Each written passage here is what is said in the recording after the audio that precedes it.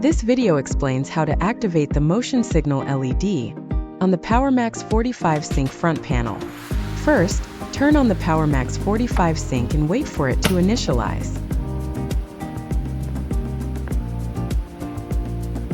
Enter the function menu by holding the mode selection button for about 15 seconds until you see the display SU.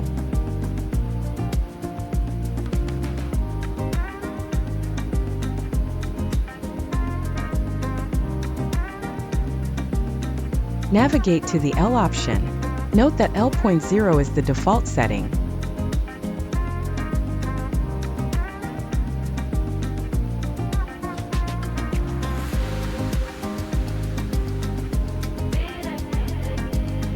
Press the mode selection button to enter the L option setting, then turn the adjustment knob to change L0 to L1, and press the mode selection button again to save the setting.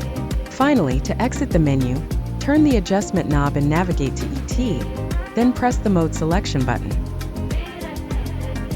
The motion signal LED, showed by the wrench icon, will now light up whenever there is an arc transfer.